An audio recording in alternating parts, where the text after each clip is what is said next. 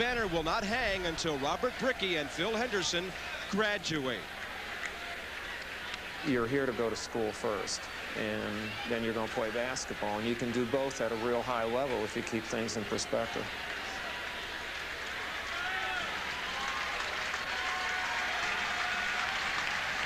They're great, intelligent students and great, entertaining basketball fans at Cameron Indoor Stadium. Bob, that reminds me of a new bill that was passed in legislation through Senator Bill Bradley, the former superstar of Princeton University. It's called the Right to Know.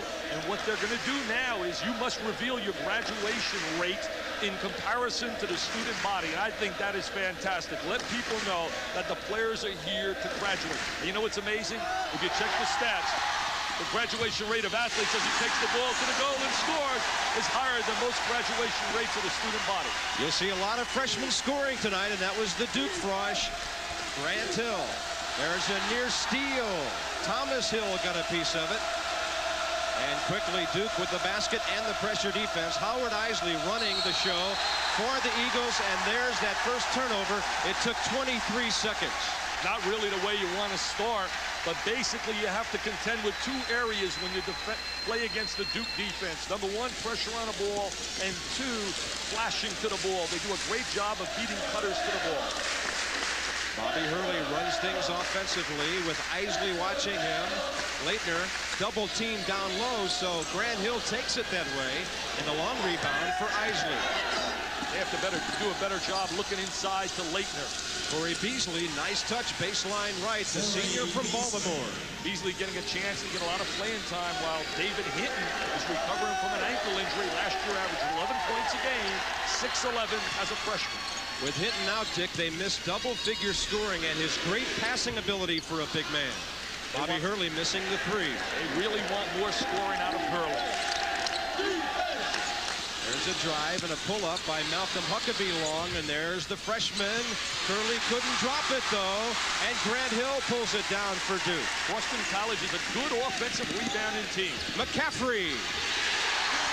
Billy the Kid, Billy McCaffrey getting a start after his brilliant performance off the bench in game one when he had 19 big points. He puts Brian Davis on the pine. He was 6 of 11 in that game after missing his first 2 or 3 shots. And remember, at the end of the year, he was 3 for 22 last year. Nifty turnaround move and a bank in by Corey Jackson.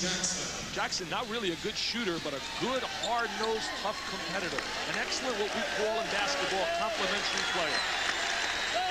I love the way Hurley handles the basketball. He plays with such an aggressive style, not afraid to make an error. And there's an error right there. Poor angle on the entry.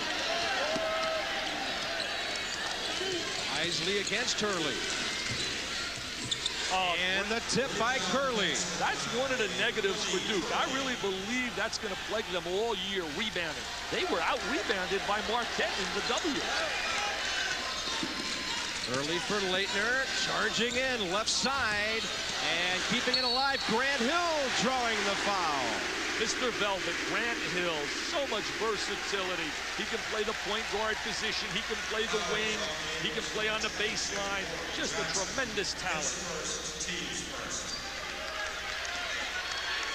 Corey Jackson on the foul. Grant Hill to the line.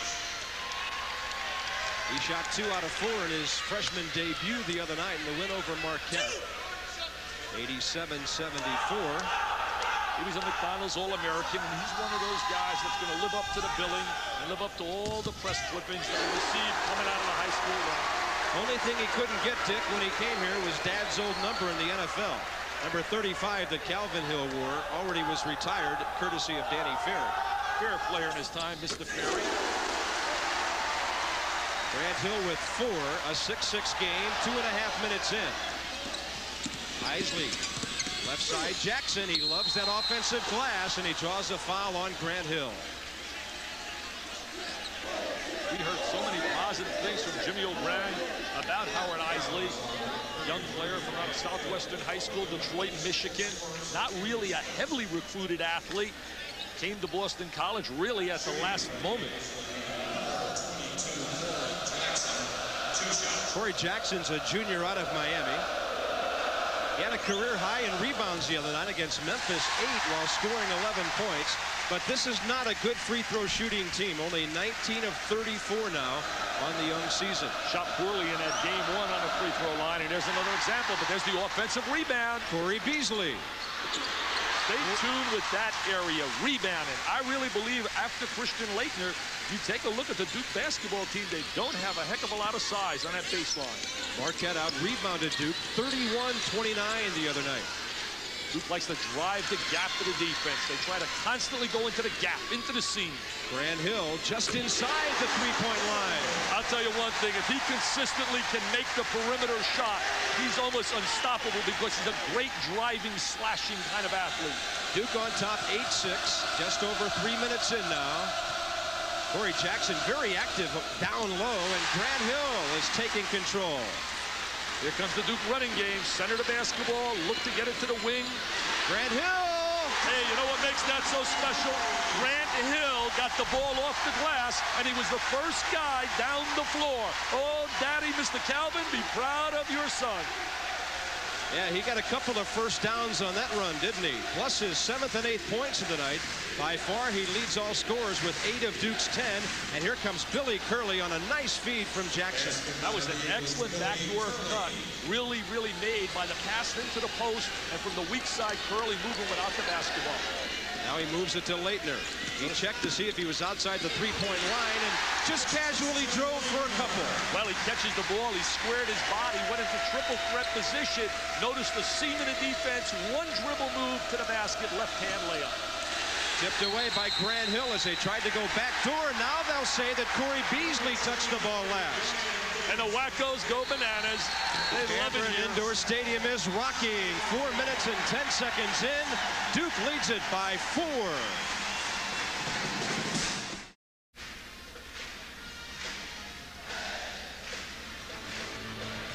Fathers and sons, and Calvin Hill, the great running back out of Yale with the Dallas Cowboys, Washington Redskins, and Cleveland Browns. But now he gives us young Grant Hill.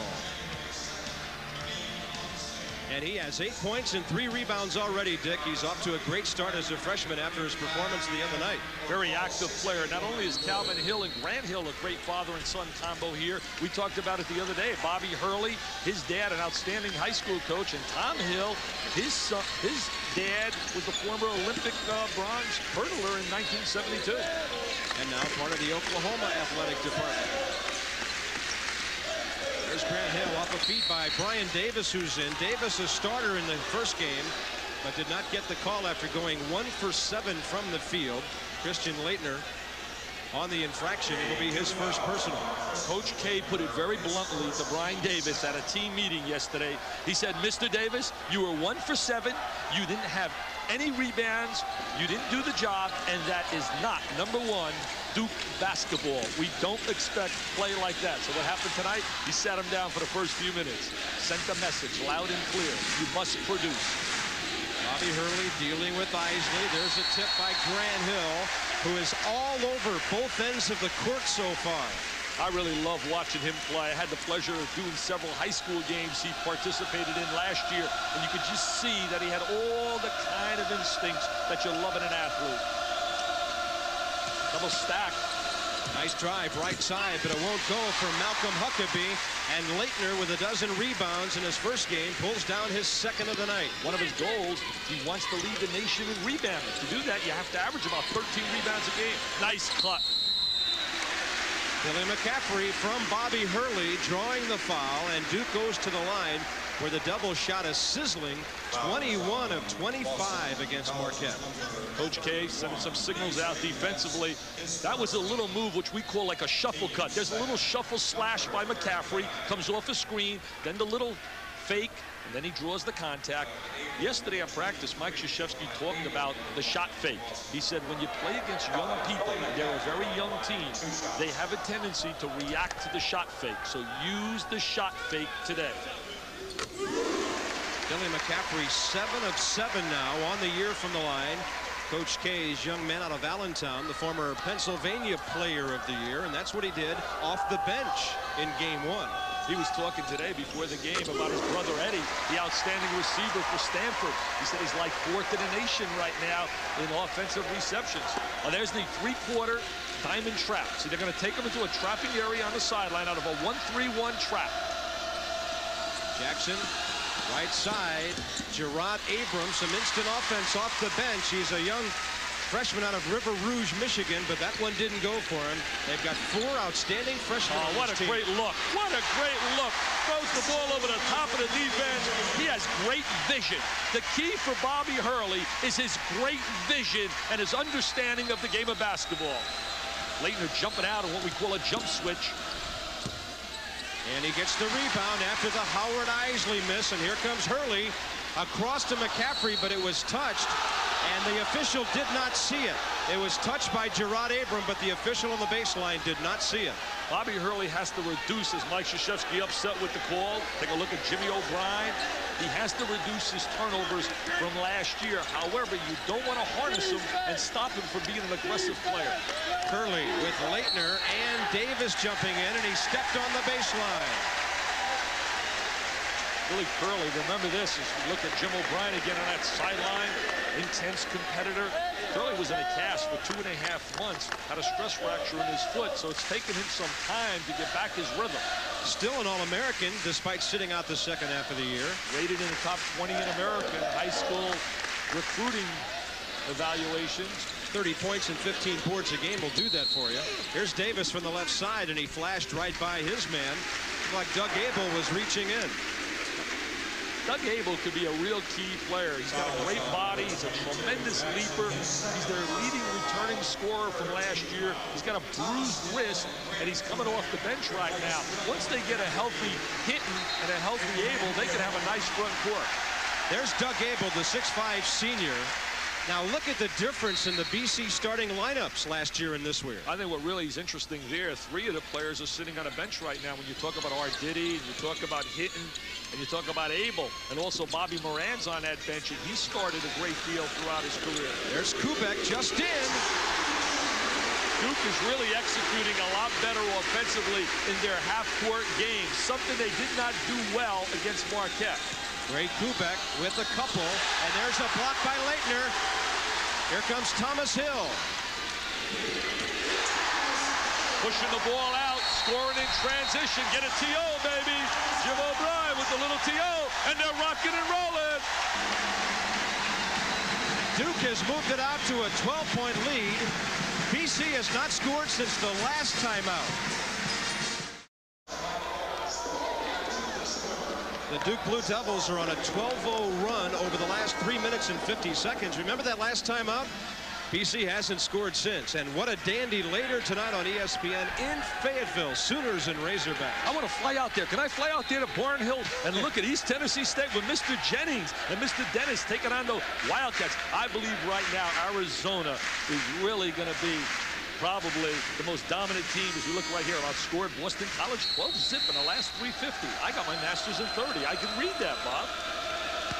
Well, it adds up to 12-zip and a 12-point lead after Boston College played pretty well for the first 4.5 minutes.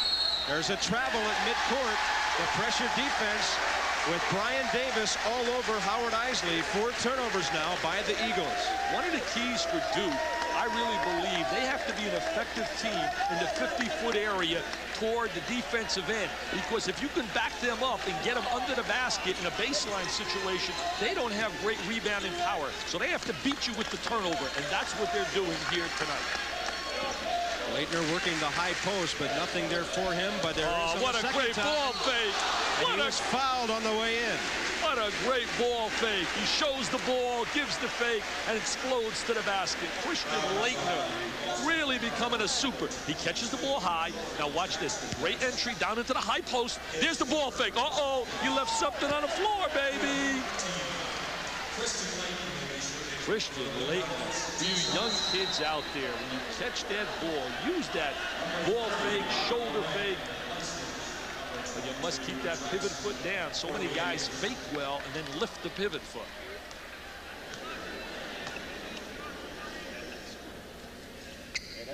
.84% shooter last year on a free throw line, the best in the ACC. Now he has 8 in a row to start this year.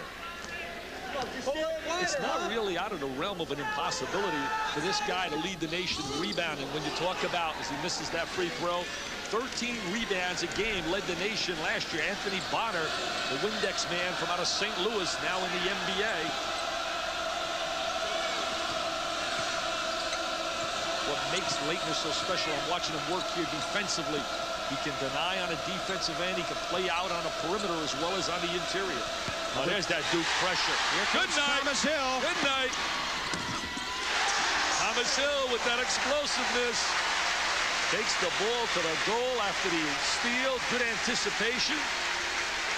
Defense, my friends. Defense wins games.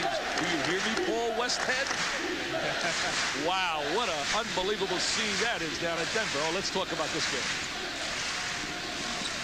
Baseline right, getting it back. Doug Abel, and he was fouled by Leitner, and that would be his second. See, that's the key. I think you have to attack Leitner, as we talked about on the top of the show.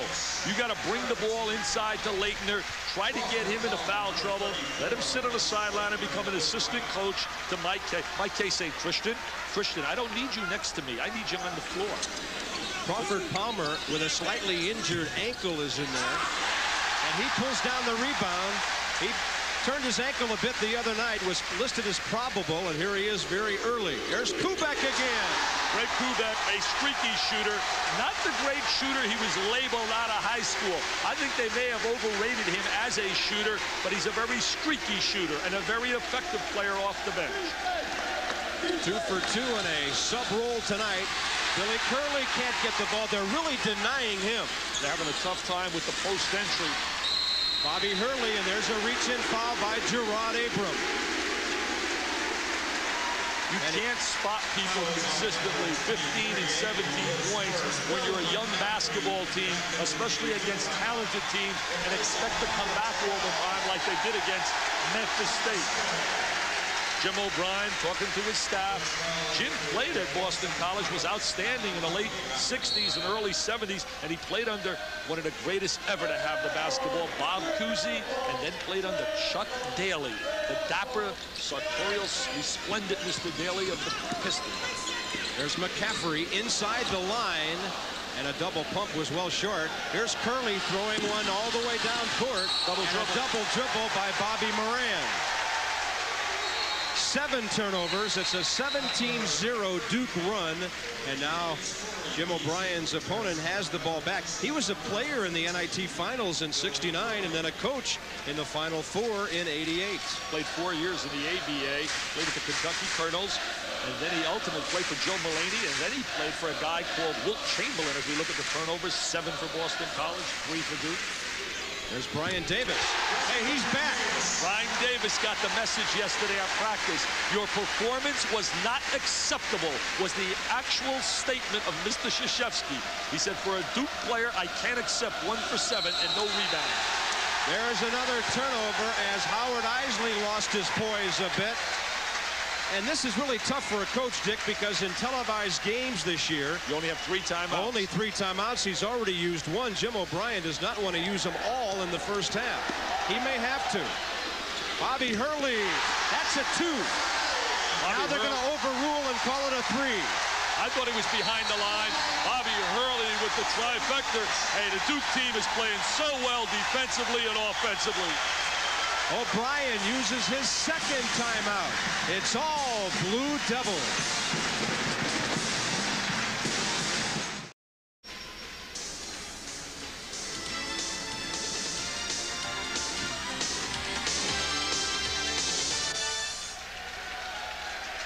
Looks like the Duke Blue Devils have the Big Apple on their minds. Up by 22, less than halfway into the first half of play. Bob Carpenter with Dick Vitale, and Mike Krzyzewski has got them playing some intense ball tonight, Dick, offensively and with the good pressure defense. I thought he set the tone for tonight's performance at yesterday's practice, which he breaks down into 3 phases. And we'll talk about those 3 phases as we go along in the telecast. There's the pressure on the ball. Huckabee penetrates, offensive foul. What great help defense, closing off the drive-in lane. What a tremendous job by Crawford Palmer in stepping into the gap and closing off the driving angle for the Boston College offensive player. Solid job, Palmer, to take the charge. His brothers with the Utah Jazz played at Dartmouth. McCaffrey and Hurley the guards. BC going with a little one-on-one full court pressure with Huckabee on Hurley. Forget that. He went behind his back 5 times, I counted, to get the ball up the floor. Not really needed that many times. And then Bobby Moran with a foul. And the fouls are piling up on Boston College. They're only a couple away now from that 10 when Duke will get the 2 free throws for every common foul thereafter. And now they're in a 1-on-1 up to 17 fouls already. You go to the 7th, you go to the 1-on-1 on a 10. They implement the new rule now where you get 2 attempts. Bob Hurley on the free throw line. Duke charts on the sideline. They chart fouls. And they instruct their players when they approach the bonus area to begin to drive every time you catch the ball. Drive, drive, drive to get into the foul bonus situation. Huckabee with a rebound off a rare Hurley miss. Underneath, strong up, and it's Doug Abel with his first score. Abel did an excellent job of posting to the baseline. Duke did a poor job of really playing defensive basketball there. They allowed him to get to that baseline area. So you must stop teams from reversing the basketball. If a team can swing the ball side to side and get motion, they'll usually get a good shot. Here's McCaffrey. A little out of control, but he clears it for Kubek, and he's 2 for 3 off that miss. Palmer with the foul, pushing off. Yep. He's had a history of getting into foul trouble, and they're going to need some productivity out of the big fellow off that bench because they do lack that size. Thomas and Grant Hill both back in. Brian Davis will lead. Kubek will have a seat. Kubek with 4 points off the bench. Davis with 2. Plus some good defense. That's his forte. Duke by 20 with 9:15 left. By the way, that was a 6-minute and 43-second drought by Boston College in the scoring column. Oh, there's a push-off offensively right here. Definitely offensive foul called on Abel. Jim O'Brien, in playing for Chuck Daly, asked him, what about Daly? What makes him such a special coach? He said 2 areas. Number 1, he's very organized. And number 2, he's a realist. He's also trying for 3 in a row in the NBA. It's a real big year for Jim O'Brien in that they have to turn the corner. Their freshman players have to come in now and make a positive move because they've really struggled the last 5 years. Last year you said 8-20, 1-15 in the Big East. This year they have to go out and win some games in that Big East, win their non-conference games, and maybe get an NIT berth. I think that's really realistic. Thomas Hill stealing, and here he comes. Oh, he lost his footing. He slipped. What a great effort, though. What a great effort. Look at him, the pain, the suffering. That's okay, Palmer says. Palmer says, that's okay. There's the defensive effort. Now he smells the loose ball. He says, just like my papa, baby, I'm going after it, showing you quickness. There's the little slip. A little perspiration on the floor. His daddy, a great hurdler, 1972 Munich. 3rd place finish in the Olympics. Here's Abel backing in, shooting over Grant Hill. McCaffrey with a rebound. Most young people would have fouled Abel there. What a great defensive play by Hill. That's a little jumper. Nobody picked up Billy McCaffrey. He just worked it into about 10 feet. Easy jumper for him. Well, he has a lot more confidence to his game this year. He knows he's going to get that PT, that playing time. And he'll give them the point production they need to replace Phil Henderson. Oh, what a battle inside. Another offensive foul on Doug Abel. Oh, that could be a technical. That could be a T, baby. Yes, sir. There it is. There's the T. There's the T. Can't get frustrated. He's losing his cool now, the veteran player. Well, the Blue Devils had him scouted pretty well, Dick. Yesterday, the coaches said he's surly and mean, and he will lose it. I would take him out for a minute and rest him. Good move by Jim O'Brien. He's sending him to the sideline. There's Doug. He's a good kid. He's just a competitor. He made 2 errors. Coach O'Brien saying, Doug, we don't need that. Not out of a veteran player like yourself. Sit down, settle down, and I'll get you back on the floor. They had that great win over Memphis State. I read an interesting column by really one of the most outstanding basketball journalists, Bob Ryan, who really knows his basketball. And he talked about the 4 freshmen. And he talked specifically about Bill Curley and his clever passing ability. In fact, he had a great line. He said he demonstrated and showed more clever passes in one night than the Atlanta Hawks have done in the last decade. The front court. Bob Ryan, you're too much, Big Bob. Now those were for the foul, the 1-and-1. Now the technicals for Thomas Hill. You can look at a 6-point play here, maybe 7. They get the ball out of bounds and knock down to 3. You got a 7-point situation because they'll get possession of the basketball now.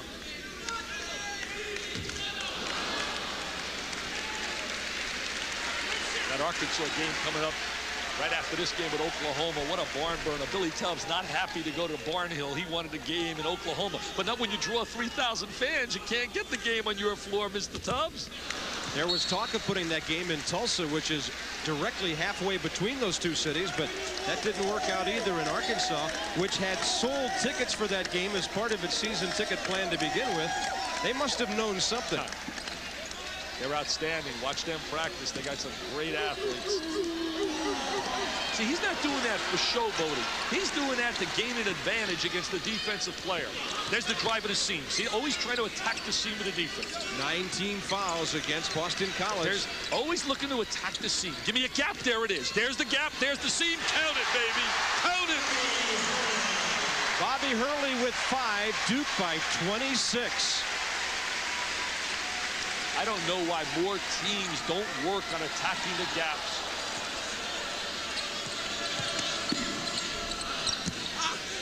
Nice. There's move. Curley, quiet since the first 2 minutes of the game. He's a tough kid. Really, he's played a great deal of basketball at home. His dad, Mike, was a heck of a high school player, and he's got a brother, Matt, and Mickey, both big guys. They're going to work defensively, Isley. Grant Hill after Hurley cleared the timeline. And it's ripped down by Corey Beasley. Beasley, a very active player, good quickness. Here's the shooter, Lior Arditi out of Israel, and he traveled. Usually you only see him when the other team's in a zone, but that's how bad things are going for BC right now. Jim O'Brien looking for anybody who can score. Arditi, an outstanding long-range shooter last year, played a lot of minutes. If you look at Jim O'Brien, there's a look at Arditi from Israel. Remember Israel, you think of the Dove NFL. He had that Husky mania going bananas. What a recruiting year Jim Calhoun's having this year. Leitner with the turnover. Arditi all the way against Thomas Hill, the score and the foul. Not a good play by Thomas there. Offensive player had a clear-cut move to the basket. Fouled in that situation. Not a heady play by Thomas Hill. And you can guarantee at their next meeting, Mr. Krzyzewski will definitely mention this. There goes Arditi. Not really a heady play. You're up, you got the big lead. Give him the deuce right here. He wants to make the sensational shot block and comes across with the body. You know, I talked about 3 phases of Mike Krzyzewski's plan yesterday.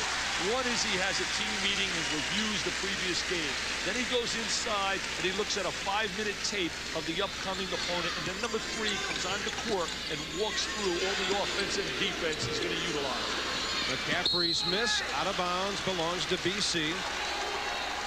With 6:36 left, first half, Duke by 22, 36-14. This was an even game for the first 4 minutes. Bobby Hurley on the bench now with 5 points. No fouls. He was in foul trouble the other night, but none so far here. Look at Hill working on defense. Oh, that's a moving screen. They just bumped Hill. That was an illegal screen up on top. He must be stationary. Grant Hill trying for the steal. And some great hustle by Thomas Hill. Boston College will get it back. That's why Hill got some playing time last year, Thomas. He started to earn playing time when Robert Brickey went down with an injury because of his tremendous enthusiasm. Oh, he's trying to get into a trap right here. There it is. He's trying to invite him into a half-court trap. Early for Beasley. I do believe the Duke crowd fooled him into shooting. They were counting down 5, 4, 3, 2, 1. And he shot a pretty tough shot, seemingly thinking there was no shot clock left. They've been known to do that here. Throw the ball into Leitner. Krzyzewski, Coach K, was really upset with the number of entries in the Marquette game into the post to Leitner. He thought they could have got the ball into him a lot more. He said he took 15 shots. He should have taken 20. He had great post position, and he said we did a very poor job in our half-court game executing, getting the ball into the post. Duke's so interchangeable defensively as they really have great versatility, play inside, outside. Beasley with a ball that may have touched the iron. Thomas Hill was not given room, but he traveled. Looks like Arditi didn't give him enough room to make his dribble, but the official calls the turnover at midcourt. Pretty tough call there. Well, Hill should have centered the basketball and cut without it. See, right now, he should kick the ball to McCaffrey. He should kick the ball to McCaffrey and then cut without it. Boston College losing it with Leitner and company hustling. We'll see our first appearance of the night by Willie Foley, a 6'9" junior out of Albany for BC, and taking a seat will be Beasley. The freshman guards today have been a non-factor in terms of productivity for Boston College. You take a look at their guards, they really had a tough time. 8 turnovers they have out of Boston College's 15. We heard so much coming into the game on Isley and certainly Huckabee and Abram, but today they've really been taken to school by the Duke perimeter people. Billy Curley with his first. That one he was fouling on Leitner. And look at his points tonight. 0-30 against Memphis State. And that's against a pretty good backcourt for Memphis State, headed by Elliott Perry. But remember, they're playing away from home, and everybody I've talked to tells me the kids have some good ability when you talk Huckabee and Isley. He's missed 2 tonight. 2 in a row, which is very rare after hitting his first 8 of the year. He was number 1 in the ACC in free throws a year ago at 84%.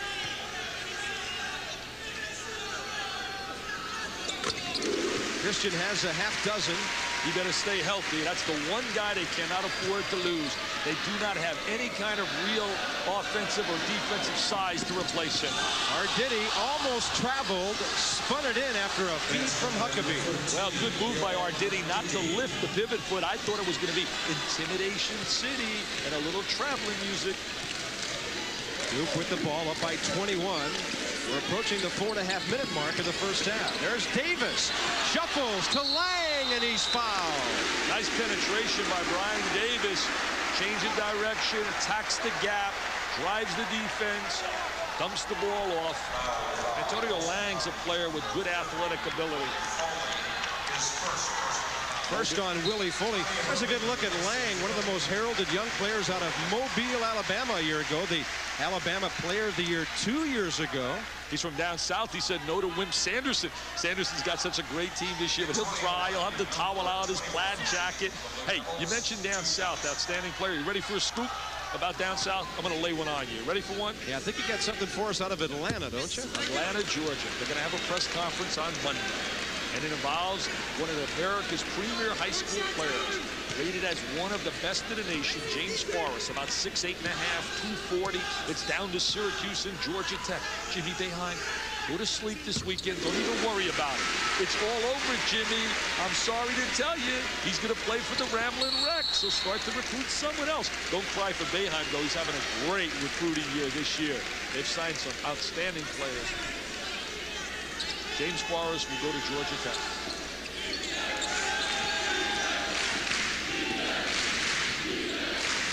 Malcolm Huckabee with it for Boston College. Eagles down by 22. 4:20 remaining first half. Huckabee led Bristol, his high school out of Bristol, Connecticut, to the state championship, averaged 25 points a game. Oh, a little off the backboard. Isley with a little bank action. First guard points of the night for BC. Arditi defending on Brian Davis. They're really playing with 3 guards right now. Isley comes out of a great high school, Southwestern High School in Detroit. Right now labeled the #1 high school team in America preseason. There's a look at Isley. Why not? They were #2 at the end of last season. 6 players who are Division I level. He's talking to me today about some of his teammates from last year. Jalen Rose, Leonard Vashon Leonard, rather, an outstanding athlete. Might go to Minnesota or Michigan. Jalen Rose may go to Michigan or Syracuse. Isley, right wing He can for shoot it. Arditi. He's short with the 3. Bobby Hurley leads him 4-on-2. Not a good pass right there by Bobby. That's a tough pass over the defensive player. Grant Hill, he's gone a little cold so far after the quick start, and then he fouled Malcolm Huckabee going for the offensive board. Good foul on number 33. It'll be number 2 on Grant Hill. That's his second personal foul. And we've got a timeout on the floor. 3:37 to go first half. Duke, after the quick start, holding on by 20. And we invite you to stick around for halftime of this game, where we will take you to Barnhill Arena in Fayetteville, Arkansas, to preview the Oklahoma-Arkansas game. We'll also examine the new rules changes in college basketball. But right now, let's head back to Durham and rejoin Bob and Dick. All right, Bill, thanks a lot. And a little bit of news out of here today. The former Duke star Johnny Dawkins had knee surgery today successfully at the Duke Medical Center. As a look at Bob Hurley Sr. Bob, an outstanding coach. He's got a tremendous player, head coach of St. Anthony's in Jersey City, Roderick Rhodes. Many people say Roderick, who's a junior, is one of the top 3 in America. And there's his boy Bobby, and his other son is sitting with him in the stands, Danny Hurley, and he'll be playing for P.J. Carlissimo. He's signed with Seton Hall.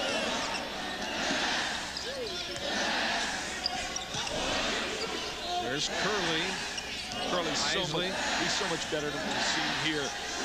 Arditi for 3, and coming off the bench, Lior Arditi with 7 points. Well, not a good job by Duke defensively right there. They have to recognize that Arditi is a long-range shooter and really get up in his face. See, Leighton is sitting in the box. Not a good team. Billy Curley knocked it away. Isley in transition. Left alone. Unable to hit it with Leitner approaching. 2:45 remaining first half. Quickly down to Lang. And the slam missed. He comes up a bit shaken up, but okay now. You're Boston College. You're hoping you can get this to within 12 at halftime. Their guards just can't get anything going. Brian Davis with it off the glass. Boston College is also susceptible to the transition game because their guards go through.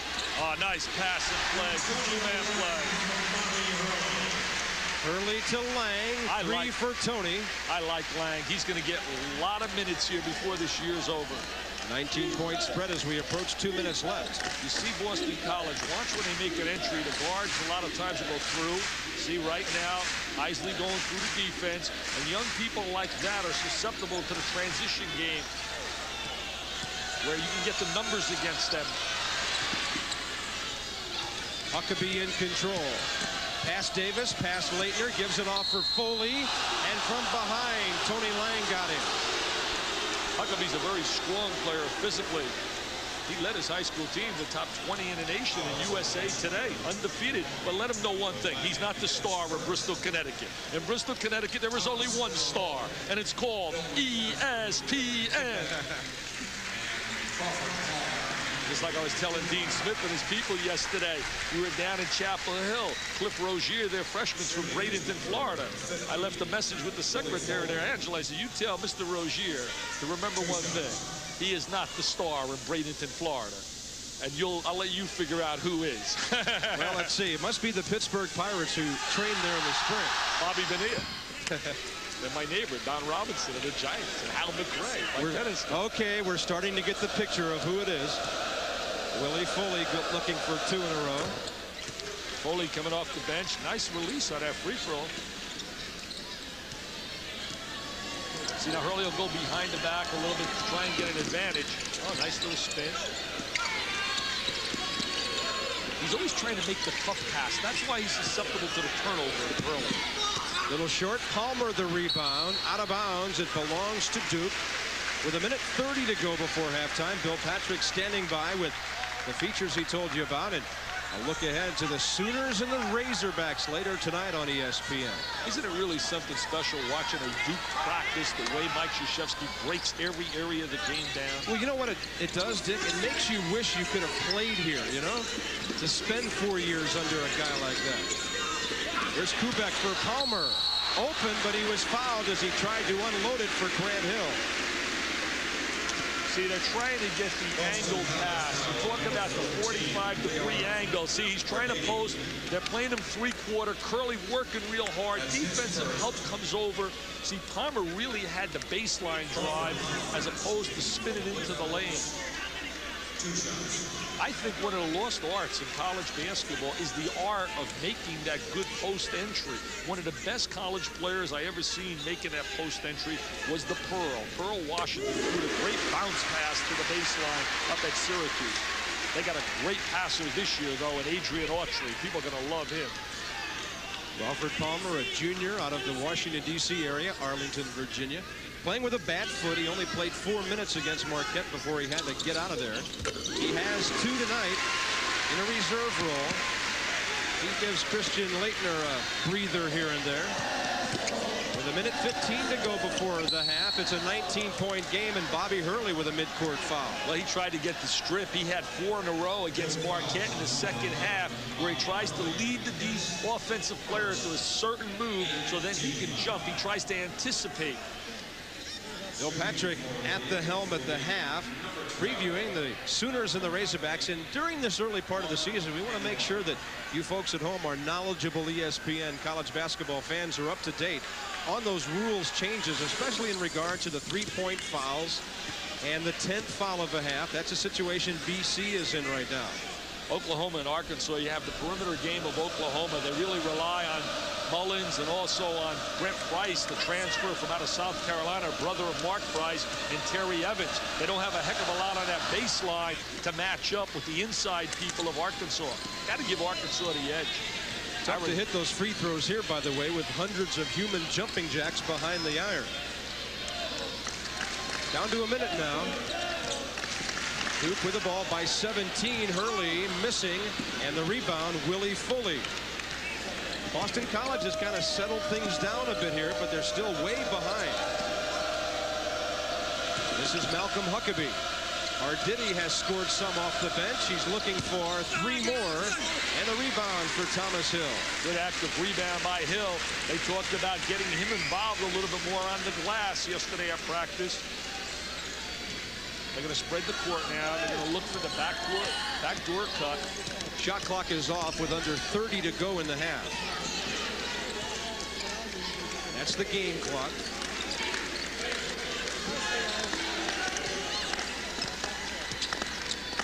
Duke led Marquette by 12 on Wednesday night. They're going to go in at least by 17 up over Boston College. Here's Hurley dumping for McCaffrey. A 3-shot fake, a 2-shot foul, and it's in there. Thank you, Mr. Hurley. He created, innovated, and made that play possible for Billy McCaffrey. See, if I were a Duke player, I would take Hurley out for dinner every night and say, Bobby, I'm your buddy, because he handles the rock, baby, and that guy leads the franchise here. He is incredible. Mike Kay, one of the most outstanding coaches in the United States. Duke starting to think about New York City, up by 19 at the half.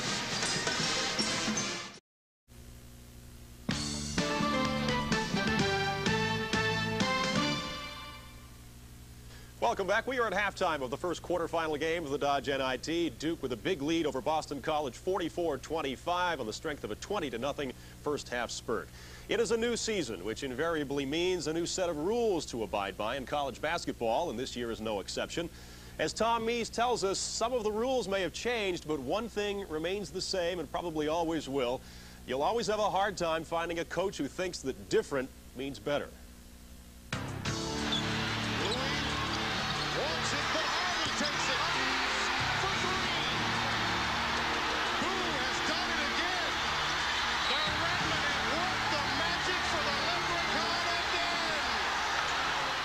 The late Dr. Ed Stites revolutionized college basketball in the 80s, instituting the three-point shot and the 45-second clock. While there are no such radical changes this season, many of the new rules implemented by Stites' successor, Dr. Hank Nichols, will certainly create confusion and debate. Most noticeable will be awarding 3 free throws to players fouled in the act of shooting a three-point shot. I believe that the international game was ahead of us, and when they put the three-point shot in, they immediately put 3 shots in just so you couldn't foul for profit. I think we were lax in not doing that before now. I think that's an obvious change that should have been made. And I think that's a kind of stupid thing to shoot 3 free throws. I can't believe we got that, but we've got that. We got a couple dandy rules. A couple of those dandies are designed to speed up the end of the games and limit fouling. Team timeouts are now reduced from 4 to 3, and a pair of free throws will now be awarded for each common foul after the 10th personal in each half. The 1-on-1 bonus will only apply on the team fouls 7 through 9.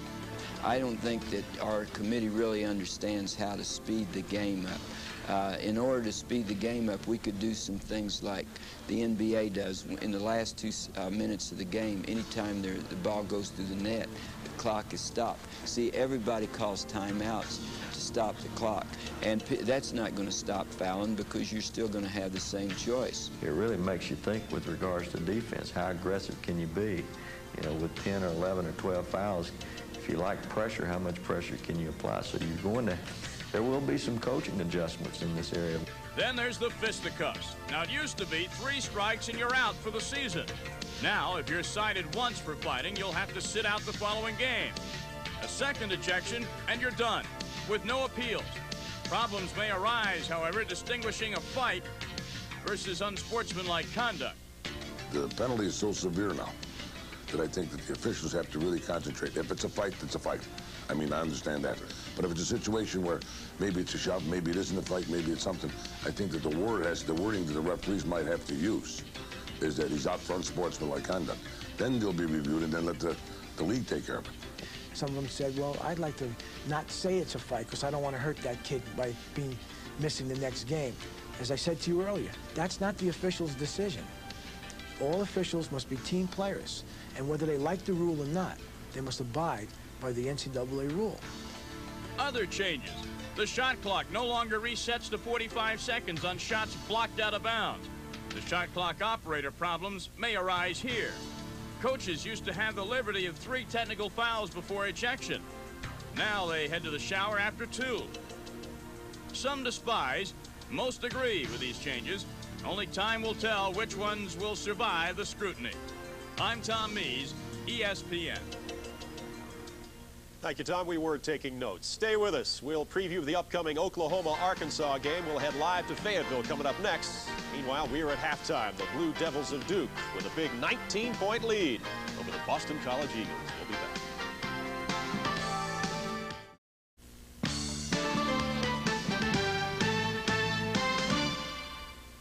Welcome back to our halftime report, everybody, as Duke and Boston College duke it out in Durham. It's game 1 of our triple header from the Dodge NIT. Game 2, immediately following Duke and BC, pits the Sooners of Oklahoma against the Arkansas Razorbacks. And right now, with a preview at Barnhill Arena in Fayetteville, we turn to Barry Tompkins and Bill Raftery. Guys? All right, thanks very much, Bill. Well, the great equalizer here, of course, Billy, has to be this floor. Very tough on a visiting team. But I think what we have here really are 2 coaches with very similar philosophies. Well, the last few years, people have been talking about the speed of play. Well, these 2 men have been doing it all throughout their coaching history. They push the ball, they like to pressure the basketball, and get a lot of their offense out of their defense. Yeah, Billy Tubbs and Nolan Richardson, no strangers to one another. In fact, there is one school of thought that says it was Billy Tubbs who got Nolan Richardson his job. Not here, but in Tulsa. Well, they really should have built a monument to me in Tulsa on the TU campus because I turned down the Tulsa job. And I wouldn't exactly say I got the job for Nolan because I was offered the job, and if I didn't take the job, then the job is going to be offered to Nolan, and I think it was a great opportunity for Nolan, and he did a marvelous job at Tulsa and is doing another great job here at Arkansas, so he owes me.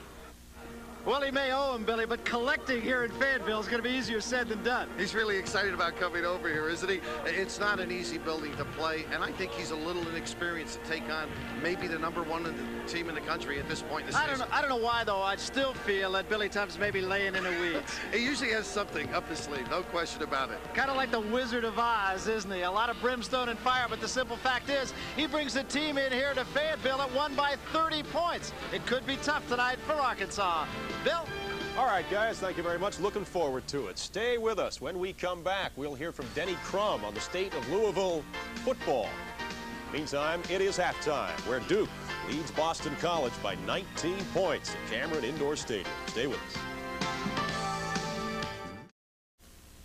Welcome back, everybody. As you probably know by now, the Louisville football team is heading to Tempe to play in the Fiesta Bowl on New Year's Day.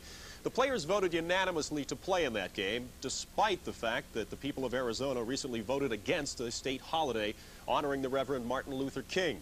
Louisville President Dr. Donald Swain has appointed a committee to determine how the revenue from the Fiesta Bowl will be distributed.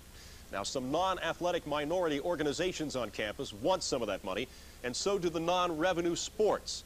Today, basketball coach and athletic director at Louisville, Denny Crum, came out in support of the latter. Well, we're certainly not opposed to Martin Luther King and his representation. We're not opposed to supporting that position at all. In fact, we do that here at this university. We're not opposed to anything that the black leaders in this community want to do. But we feel that we have problems within our own organization that need to be addressed before we start giving the revenue that we produce to other outside organizations. Back to college basketball. We are smack dab in the middle of quarterfinal action from the Dodge NIT with 2 more games coming at you tonight on ESPN right after the Duke-Boston College game. At 9 o'clock Eastern Time, we head to Barnhill Arena in Fayetteville as the second-ranked Arkansas Razorbacks take on the 15th-ranked Oklahoma Sooners. At Sports Center at 11 o'clock, and then at 11:30 Eastern Time, we take you to McHale Center in Tucson. Third-ranked Arizona takes on the Bucks of East Tennessee State.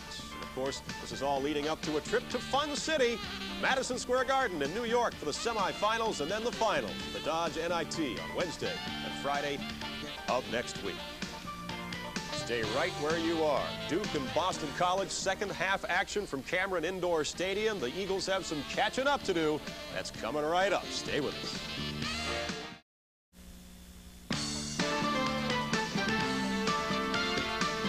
ESPN's presentation of NCAA basketball, Boston College versus Duke, is brought to you by Dodge. For performance, quality, safety, and value. Welcome home, America. And by O'Doul's non-alcoholic brew. Brewed like a premium beer to taste like a premium beer.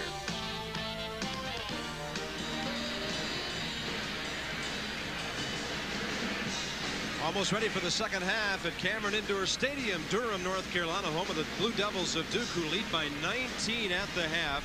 Bob Carpenter with Dick Vitale. Dick, it didn't take very long. Boston College, on its first time down the floor, turned the ball over.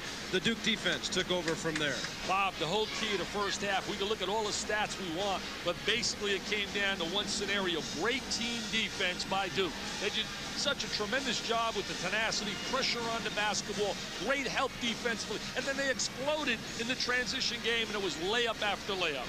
Now, how do you feel about the matchup of Billy Curley and Christian Laettner, each with only 6 points? Laettner 8 rebounds, Curley with 5, but he was a non-factor for a long time. Well, it really wasn't a real matchup head-to-head throughout the entire first half. But Laettner with the great drive down the lane, good triple threat position. I thought he did a tremendous job rebounding, especially early to get the lead. We look at the numbers, they're basically equal because Curley got some points late, but when they really needed that spurt early, Laettner did a great job on the glass. 8 rebounds in the first half.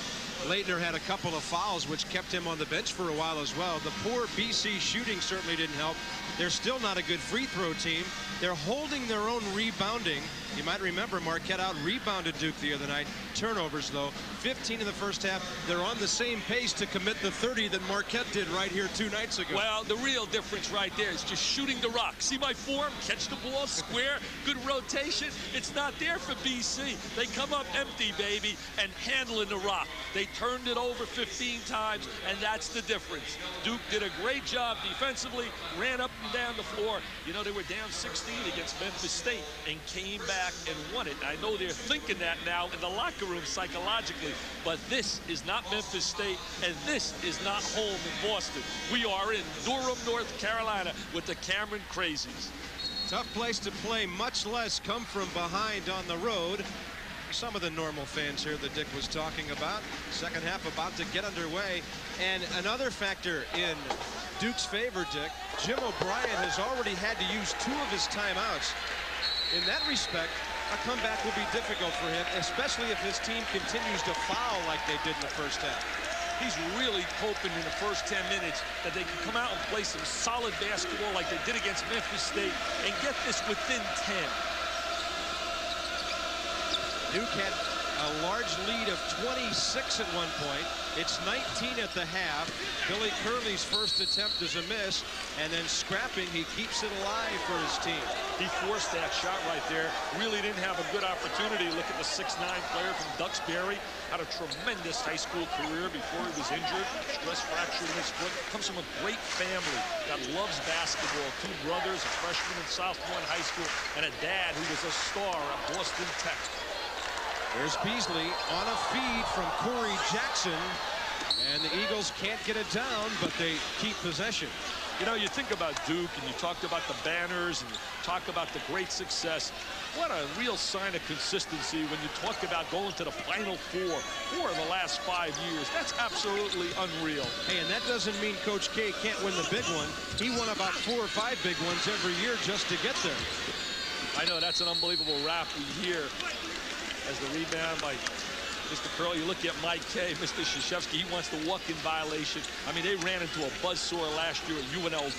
That was just an unbelievable performance. Look at the banners. You saw 64, 78. 78 was the Gene Banks era. 64 was Jeff Mullins, now the head coach, University of North Carolina, Charlotte. Offensive foul on Billy Curley. Bob Hurley rotates over. Curley to Hurley. Hurley's so intense as a competitor, but he was taken to school, baby, big-time style by Anderson Hunt in every phase of the game. Hurley doesn't want me to talk about Anderson Hunt. He says, come on, Dick Vitale, forget about Anderson Hunt. UNLV super perimeter player.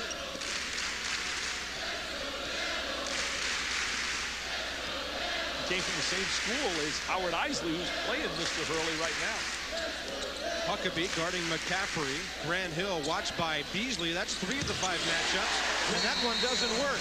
Grant Hill into double figures. Grant Hill showing tonight that he can shoot the perimeter jump shot, not really taking the ball to the goal. Comes from some great stock. We talked about Calvin. His dad, the former running back, is now working in the Baltimore Orioles organization as an executive. Yale graduate. There's that pressure. Watch that. They want to pressure the ball and then really deny on the wings. Try to utilize their quickness on that baseline. See the denial, step up, couldn't reverse the basketball, and they get the turnover. Number 17. Grant Hill thought about playing high school football, but that came to an end on the tennis court one day. Oh, his daddy told me a great story about that. We'll get into that a little bit later. Christian Laettner out from the high post. See, Hill so versatile, but so is Laettner. McCaffrey the miss, Thomas Hill the follow. Thomas Hill with the good offensive rebound. Good legs inside, anticipates well. You have to really anticipate well to be a good offensive rebounder. See, the Duke kids anticipate, they do not react. Good teams anticipate. When you react, you're really operating from a negative phase. Laettner took it away from Curley, and here comes McCaffrey. Billy the Kid takes it home, the Allentown Super. Isley back for Boston College, now down by 25. Huckabee can't hit, and Thomas Hill has the rebound on the outlet for Hurley. Blowout city, baby. Put any number you want tonight. There's no comeback here out of the Boston College kids tonight in this environment. Look at Laettner sitting in the post. They missed him. That entry right there. Mr. Hill should have dumped it inside. Hurley forced it in, and luckily Thomas Hill kept possession. Laettner from McCaffrey. Pack up your bags, Duke, baby, and head to have Thanksgiving out in Madison Square Garden country for the Dodge NIT semifinals. They play the winner of the Arkansas-Oklahoma game. And that, you know, will be Duke versus Arkansas. Well, forget about it, Tubbs. Dick, they might and they might not. When the teams get to New York City, they will reseed those 4 teams. You mean the information they gave me was phony? Was not real? They're in the same half of the bracket now, but that could change when they get to the Big Apple. Oh, I didn't know that. Turnover, Dickie Vitale. Turnover. They will reseed the 4, so the brackets become meaningless after tonight. I'm not going to take a turnover there because that was publicized in the papers. And by the way, there is one game tomorrow night. Iowa at Notre Dame. That'll round out the 4 semifinalists. Down in South Bend, I'll be down there going to the football game to see the Fighting Irish against Penn State on ESPN. Well, you better get over there because they didn't have a whole lot of atmosphere at the Convocation Center last night. They need some noise in there. Well, most of the crowds have really been very, very slim in the early rounds. Except here. There's the turnover. It's Thomas Hill for Hurley. Yeah. Good change of direction by Hurley from the right hand to the left hand. Boston College using its final timeout. Duke by 30. Blue Devil Express just exploded. Look at those wackos. 1,400 SATs. Our host, Chris Fowler, has a full menu for you. Saturday on College Game Day at 11:30 Eastern. A big preview of the Irish and the Nittany Lions League Corso with both coaches. Rick Meyer featured. And, of course, Arkansas Pine Bluff. Then later, Big Ten, Gophers and Wolverines at 12:30. Michigan, number 16. Nittany Lions and the Irish at 4 o'clock. Notre Dame with Colorado trailing them in the national rankings. And number 24, Auburn and Georgia, SEC football, Saturday night on ESPN. With Dick Vitale, Bob Carpenter, it's a blowout in Durham. Duke is up by 30 points with 17 minutes to go. Off the bench, a miss by Gerard Abram. On the baseline, Duke gets it back. And a little ACC Big East matchup going on right here, but not much of a matchup. A total M&M'er, a real mismatch. Not much of a challenge, if you will. These leagues will challenge each other in a couple of weeks, and ESPN will be all over that action. Places like Syracuse, Richmond, Chapel Hill. Thomas Hill fouled while jamming. Thomas Hill misses the jam, but did you see the smoothness and how silky smooth Grant Hill was in the open court handling the rock? Wow, is he smooth, number 33. What a diaper dandy.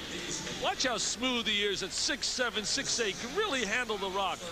Makes the little Magic Johnson pass. Looks one way, kicks it another.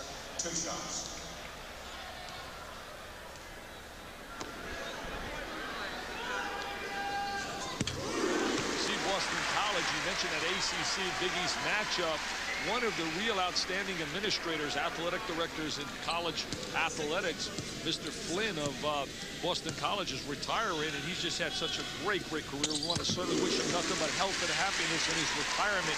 He's been a great influence in the NCAA. Hey, let's say something about Jim O'Brien. He's had a couple of good recruiting classes in a row. He's got a new building to work with in the Conte Forum there in Chestnut Hill. Boston College is on the way back, but not tonight. They missed Leitner again. See, they really miss him. They have to really work on the art of getting him the ball, because great things happen when he touches the ball inside. Grant Hill against Beasley. Kicks it in for Leitner. McCaffrey with the loose ball. Little tough pass down. That's where you want to get him the ball, right down in there. Good inside-outside action. Forced against him. Bobby's always trying to make that force player. Look at Jim O'Brien. Happy Dobbs to his left, who's coached by Rolly Massimino, who's got a matchup tomorrow with LSU in the Hall of Fame game. That'll be an interesting matchup. Shaquille O'Neal. Shaq will take it to the rack. He's the best center in college basketball. That's right, the best. And I know people will say, what about Alonzo? I want Mr. O'Neal. Grant Hill missing. Rebound, Gerard Abram, down deep, Corey Jackson. And that's a vintage Jackson play as he uses the glass, but only 4 points tonight. Well, good transition basket right there by BC. Jackson runs the break. Don't get me wrong, I love Alonzo Mourning, but when you look at potential and size and the greatness that a player possesses, Shaquille O'Neal's got it all. Leitner taken away with weak side help from Doug Abel. Here's Jackson again. Abel for Curley. Loose ball. Abel with an easy gift. Doug Abel back on the floor. Remember, he got a little frustrated in the first half. Had the technical. Good coaching move by Jim O'Brien. Took him out for a while. See, that's what makes this kid so special. He can handle the ball with his size on the perimeter as well as play on the inside. Billy McCaffrey with 15. When McCaffrey came out of high school, they said he can really shoot the ball. Well, he struggled shooting it last year, but Dean Smith said yesterday in his plush office, he said, look at the difference in McCaffrey this year with a year under his belt. Talking about how his young people are going to need some time out of North Carolina. Look at the grace of Grant Hill. Looked like he might be tripped up by the man. What a great clinic and running the break. Fouled by Curley. Thomas Hill the basket. What a clinic in 301 here on the Duke campus. This guy says, I don't want to see a clinic. But what a clinic in running the transition game. Mr. K says, I love it. It's just like I teach it. We center the rock, and now we run the 45-degree angle, and Mr. Hill finalizes and converts. Clinic 301 on the transition game. Mr. Krzyzewski saying, I like what you're doing, Christian. You're really, really helping making me a great coach. Keep it up. Now you sit down a little bit, become an assistant. Crawford Palmer back in for Duke. You know, the one thing when you think about the ACC, and we saw the play by Hurley, what tremendous point guards. There isn't a conference in America that can hold point guards like the ACC with Kenny Anderson, John Crotty down in Virginia, Chris Corciani, Walt Williams of Maryland. What a conference for point guards. And today in college basketball, if you have strong guard play, you got a chance to have a good team. That was Thomas Hill sitting down with 13 points. Brian Davis in for Duke. What they missed right there, Curley. Isley with an entry pass for Abel, double teamed. Here comes Hurley. McCaffrey down court, 3-on-3. Davis takes it. Rebound, Curley. Isley's much better than what we've seen here tonight. Dribbles the ball a little bit high. Looks like Abel. That will be his third. Offensive foul on the interior on Abel. He's had all three called on him in posting up. See, one of the points of emphasis this year by the officials will be post play. They don't want to allow the advantage to the offensive player, what is known as the swim stroke.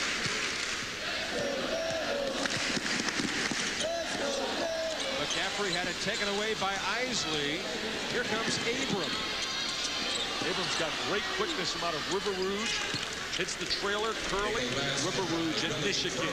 One of the greatest high school coaches of all time. Coached at River Rouge High School years ago, Lufkin Green.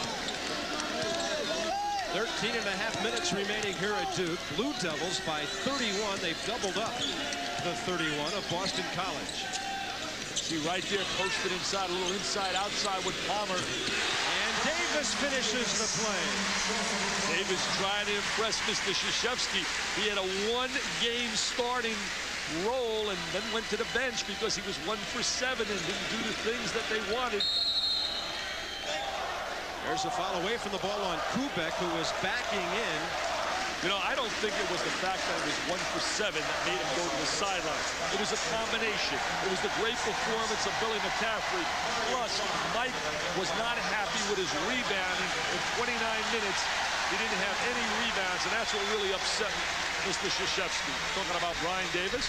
Billy McCaffrey sits down with 15. Marty Clark, a junior, or rather a 6'6" freshman guard out of Westchester, Illinois, with that rebound.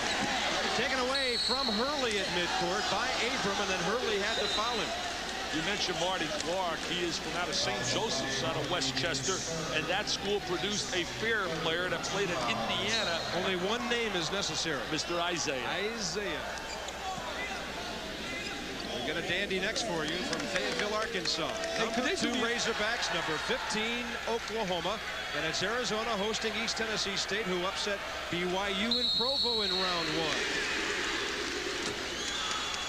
Another offensive foul on Abel. That's 4. Or did they get that one on? Looks like they got Abram. They got Abram. Hey, do me a favor. Call my boss up at ESPN, Mr. Davenport. Tell him to get a jet ready for me. I want to fly to Barnhill and see that matchup. And then I want to go out to see the Arizona game. Come on, help me out. I want to get out there to see those games. Just what you need, more hoops. Here's Crawford Palmer at midcourt. Clears it for Davis, but taken away. Malcolm Huckabee. Sloppy basketball right now. Both coaches have to really be concerned that because of the differential on the scoreboard, that the teams now get away from running their normal offensive and defensive sets. Yeah, this is where Coach K would like to have maybe 2:39 remaining instead of 12:39. what a schedule he's had. If you look at Jim O'Brien talking about Coach K, when you think about coaching in the World Championship games, coaching during the Goodwill games, you tie in recruiting. It's been a hectic year. Some people say maybe burnout. Then he was courted by the Boston Celtics, and I firmly believe that if he wanted the job, I really believe he could have been the coach of the Boston Celtics. But you know what? They made a great choice. Chris Ford is better for Boston with the Celtics, and Mike Krzyzewski belongs in college. Hurley from Palmer down to Clark. Marty Clark wants to get some point productions, getting some PT. They liked his range as a shooter. That was my range right there, the layup. Boston College just not hitting any shots under pressure at all. Here's Kubek all the way, and right side, Davis. What a great job. 2-on-1, little bounce pass. Stay a little bit wider than the lane. Force one man to play two. Execution, with a capital E, is equal an A performance by Duke. Under 12 minutes to go. Duke by 35. And will make it by 33 as Doug Abel scores. Abel with the good posting inside. That's a technical foul. You cannot reach across the plane on that baseline, and that's the second technical on Doug Abel. And I want to really get into this because, number one, there's a new rule this year along the plane. If an offensive player brings the ball across the plane, the defensive player can, one, slap it, and two, can grab the ball. In a pass, that would be a technical foul. In that series right there, he did not bring the ball across the plane. Mr. Abel reached across the plane. He has to settle down, this young man. He can hurt this club making some plays that are not really heady plays. Today, it's no real factor because of the score, but you get into a war in the Big East, it could be really, really amazing in a 1 or 2 point game. Bobby Hurley with the free throw. 11:49 to go. Duke blowing out Boston College 71-35. They had given inadvertently 2 points to Duke that belonged to Boston College, so it's not 71-33. Add 2 for the visitors, take 2 from the home team. It's 69-35. See, that's technical. As soon as you reach across, as soon as he reaches across, Mr. Abel, you can cry. Don't cry. Look at him whining. As soon as he reaches across that plane, college basketball, makes contact on a basketball, that is an automatic technical foul. 2 shots and possession. Grant Hill out there with Marty Clark. Palmer down deep, Davis and Kubek. They're playing Grant Hill now, giving him experience playing the point position. Palmer with the offensive foul. They're playing Hill at the point position, and yesterday in practice, Coach Krzyzewski reminded Grant, he said, Grant, you're 6'7", 6'8". You had a lot of size advantages when Hurley got his third and you were playing the point. You got to slide inside and take advantage of your versatility to post up on the inside. Well, he's being guarded by 6'3" Malcolm Huckabee, so there's a definite advantage there. Marty Clark with a loose ball possession. Here comes Grant Hill. See, look at the handle of the ball, playing the point guard position. Davis for Palmer, great pass, and the foul. Palmer a little hesitant taking the ball up to the basket. He's got to provide that body and give them that size inside, especially when they meet some teams with size. You look at Arizona. When Arizona gets into New York, I'm assuming, I guess you can't just assume it because East Tennessee State's a very good basketball team, but down in Arizona, they don't lose. I'll tell you one thing, when you think of their size with Stokes and Brian Williams, who had a big first game and they say has really improved, you throw on, they have another 6'11" young man, Rooks, Sean Rooks. Womack is big, Chris Mills. I don't present a lot of problems for Duke. They're going to have a performance out of this guy shooting the free throw. Palmer. East Tennessee State is one of the real Rip Van Winkles in America. They can flat out play. Their former coach now is coaching down the road here. Len Robinson replacing Jimmy Valvano. Has that outstanding backcourt but doesn't possess a lot of depth at all and a whole lot of size, but they have Corciani and Monroe, and that's a chance to have a good club when you got 2 guys like that. That was Willie Foley that sat out. Did I say Len? I meant Les Robinson. I'm thinking of Len Trent Robinson, who buried me so many times in the NBA. Of course, I know it's Les Robinson. Here's Bobby Moran, dances around Palmer. Curley has the rebound. Palmer blocks it. Palmer with the shot block, little rejection city. Hill for Davis, went one way, the other. Oh, little air ball. Running hard is Gerard Abram. He has great quickness. Abram's got ultra quickness. Hill for Clark. Nice catch, and he's fouled. Tough catch to make right there with the defensive player right between the ball and the offensive player. As a look at Moran. Bobby played at Archbishop Malloy, where they've produced so many great players over the years under Jack Curran. And one guy who's unreal, inch for inch, pound for pound, the best player in the United States, Kenny Anderson, the Sugar Ray Leonard of college basketball, had 41 against the Soviet Union and has them talking to themselves after his performance the other day. You know what? He had 41 in that game. With 3 seconds left in regulation, he only had 26. He had 12 in the OT, then hit 3 as Clark gets the free throw. Look at these wackos. Between the 3 of them, they got about each 1,400 on the SATs. Their mother sends them here, and their father pays like about $20,000 a year to send them here to act like a bunch of wackos. Doctors, lawyers, astronauts, engineers, not basketball commentators.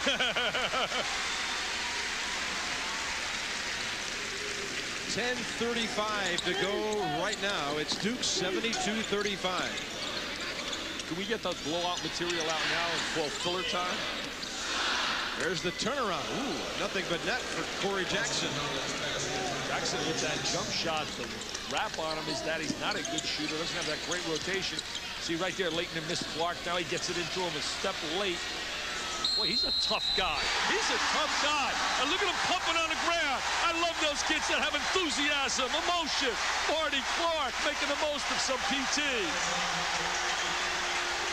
Now Leighton to the ball. Leighton with the ball inside. Now watch the head fake. Oh, look at the head fake. Gets 3 guys. And then he has the toughness. And then look at him. He says, count it, baby.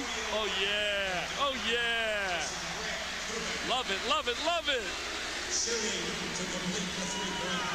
Marty Clark played 1 minute against Marquette. Here he goes for his 7th point of the night. They like him. They think he has a chance to really be a good player here at Duke. Played under a great high school coach, Gene Pignatore. He's done a tremendous job at St. Joseph's out of Westchester in Illinois. Here comes Billy Curley. Leitner stops him.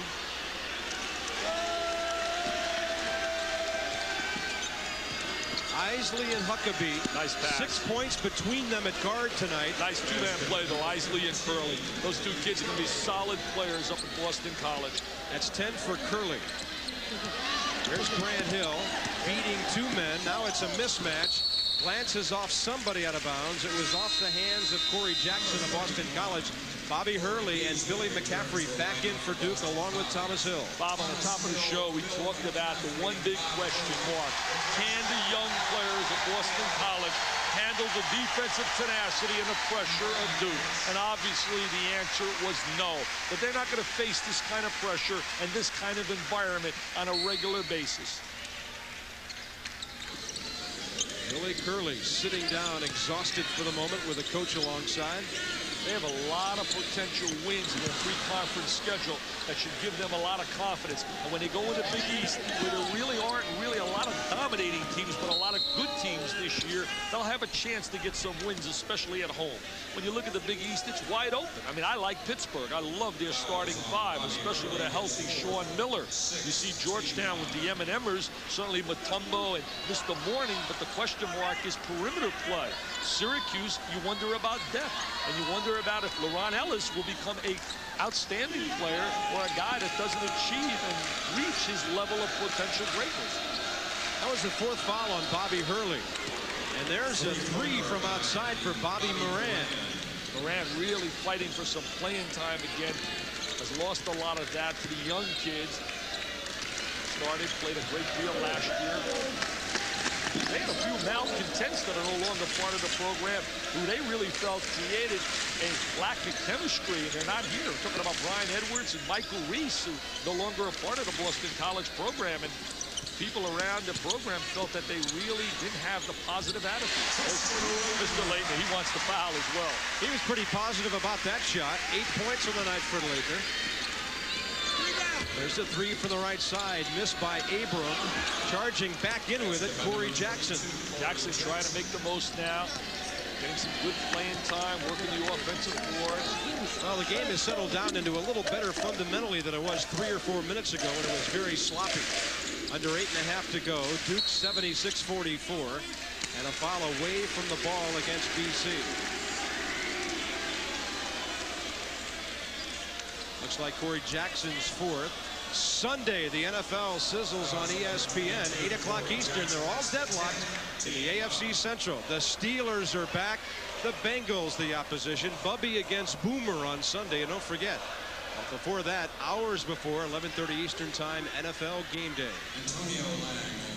Just this week, 11:30 Eastern Time. Of course, NFL prime time later with every highlight from every game. That's at 7 o'clock Eastern, right before the kickoff. Someone screamed in my ear, what about Connecticut?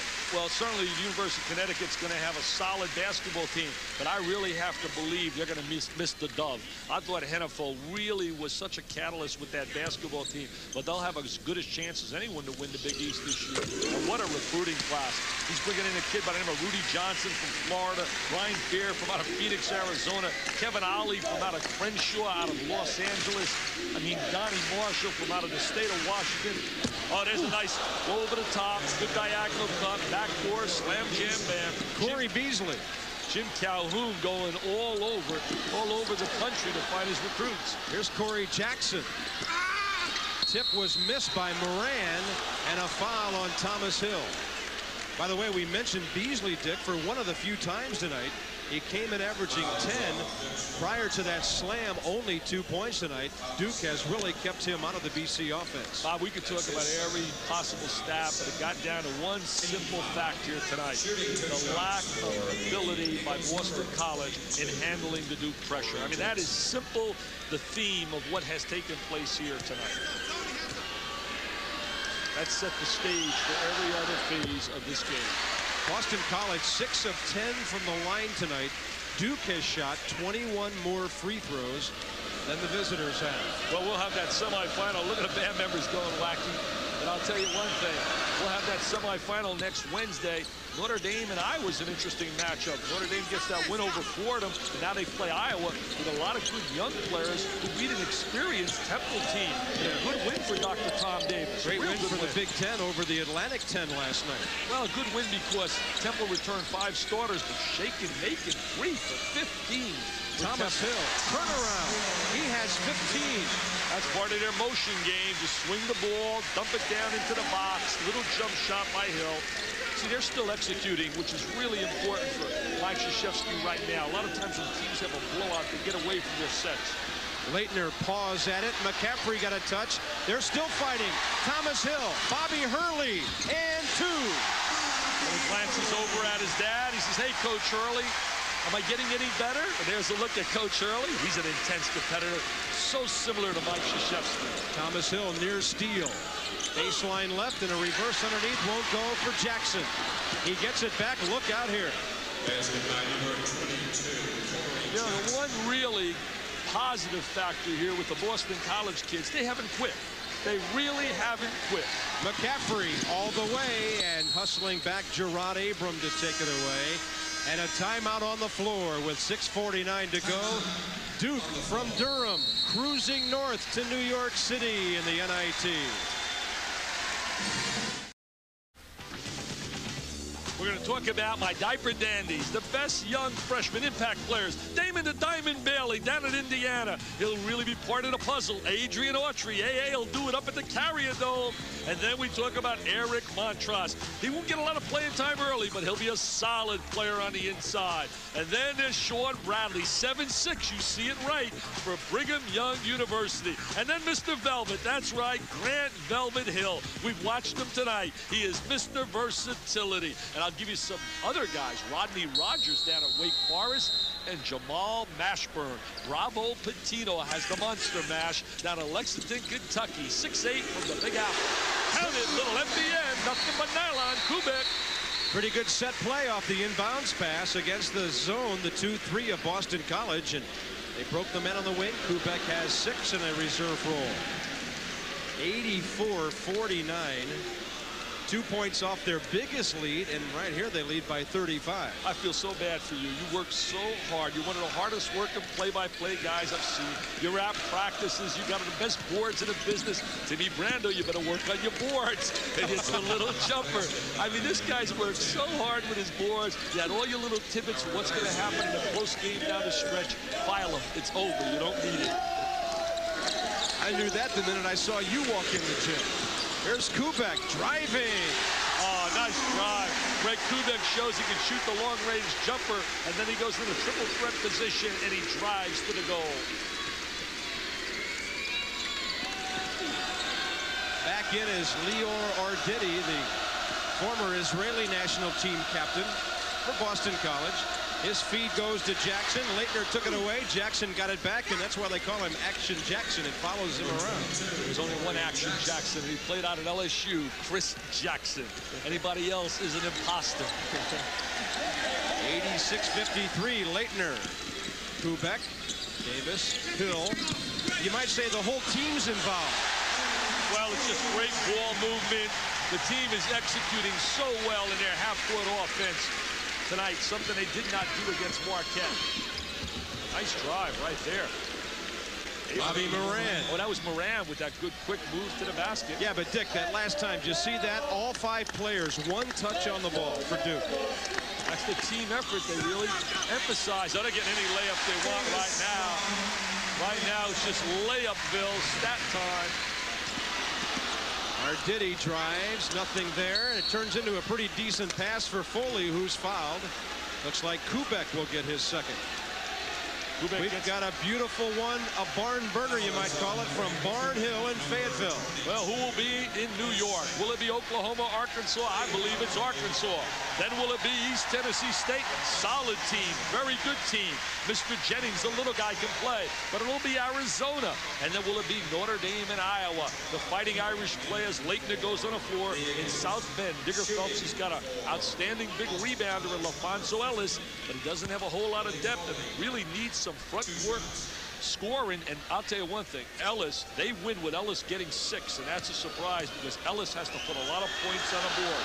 They play against Iowa at home in South Bend. Not easy beating Notre Dame in South Bend. 3 points for Willie Foley tonight.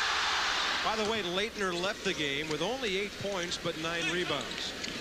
And by the way, again for you NIT fans, after the Final 4 are decided tomorrow night, they will reseed the teams for their visit to New York City. The seedings mean nothing right now. Grant Hill with the block, and he stepped out of bounds. Stepped out of bounds.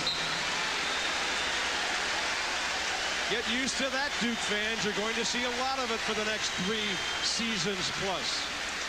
Take a look at Grant Hill's athletic ability. There's the shot block from out of the Washington, D.C. area. You know, you mentioned in that area, what a tough break for Notre Dame. Monty Williams, outstanding young player last year, cannot play because of an irregular heartbeat this season. What a classy young man. But he'll get his degree from a super university. Willie Foley on the miss. Kubek on the rebound with 4.5 minutes to go. Look at him handle the rock. Look at him handle the rock. Davis thought about the 3, dumps it for Buckley, who just came in, and Arditi fouls him. Mr. Buckley's dad was an outstanding player in 1964 when Duke went to the finals against UCLA in the first national championship won by John Wooden with Walter Hazard and that great little team. But let me tell you about his dad. His dad, Jay Buckley, as we look at the banner, is right now ahead of the space division for General Electric. He was a physics major here, and he looks just like his son right here, Clay Buckley. His dad played with another fair player, Jeff Mullins. You talk about a guy that can shoot the rock. Now coaching the University of North Carolina, Charlotte. Buckley, a senior co-captain with Greg Kubek. I'm going to reveal something here to you tonight. I used to dream as a kid of wanting to play out of Duke in terms of basketball. Then I would dream of being a quarterback out of South Bend under the Golden Dome playing for Notre Dame. You know, we all fantasize. But then when they looked at my grades, baby, I couldn't go basically anywhere. I had a big Seton Hall to give me a chance. There's a reach-in foul by Tony Lang. What are you laughing at me? Don't you fantasize and dream a little bit? Yeah, but I was just thinking about your academic ability to get into Duke. Made me chuckle. I had a 4.0 average. 1.0 as a freshman, 1.0 as a sophomore. The Mike hugging his players. 19 fouls now on Duke. I mean, look at this guy. 1,400 SATs on the left. Now, you tell me, you know what's the funny part about it? If his name's Jason, I'm out of here. He'll probably be an astronaut. He's not Milli Vanilli, is he? You talk about frauds and fakes. What was that all about? Hey, they're for real down here. They better give their Grammy up. Corey Jackson with 14. After only 2 in the first half. I know you're a big fan of the Finellis, huh? Not really. Oh, come on, admit you are.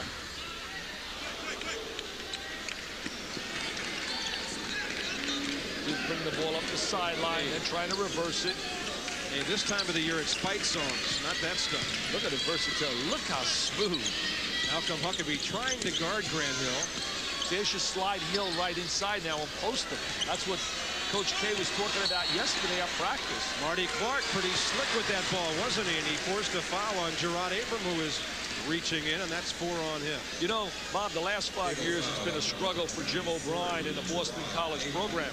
But you think of some of their tradition, and you think about in the early 80s, Dr. Tom Davis certainly had them rolling. They really had some great success in 80-81 when John Bagley came along. You look at Jimmy O'Brien right here trying to bring back some of that tradition.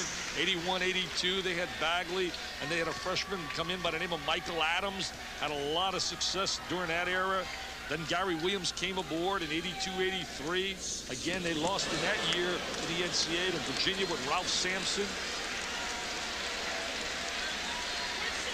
Boston College is over 10 fouls, common fouls in the half, so Marty Clark gets a couple. You shoot 2 right now. I'm not convinced that this rule will shorten the basketball game. I would rather see them go in the last 2 minutes to an NBA rule. They can eliminate teams calling timeouts by just simply. Back to Durham in a moment for the closing moments of Duke and Boston College, but you're looking at Oliver Miller, who had a huge game against Vanderbilt. He and his Arkansas teammates hoping for similar results against Oklahoma, which is coming up next. But first, back to Durham. All right, Bill, thanks a lot. What a great matchup early in the season. I want to finish that point. I didn't hear my man counting me down. But you know what I'm simply saying? In the last 2 minutes, I like the NBA rule where they stop the clock in the last 2 minutes. And I like to see it in college basketball. Allow the teams to have a choice to take the ball out at midcourt as we watch a little dump down to the inside. I'll love the last 2 minutes of an NBA game. There's Corey Jackson again, 17 for him. Yeah, Jackson really working hard on the glass. See, if you simply have the rule I just mentioned, all of the NBA, you wouldn't get teams calling those timeouts after scores. In the NBA, you cannot call a timeout once you score because you lose possession of the ball. Kubek, and Buckley was backing in, but fouling him from behind was Willie Foley.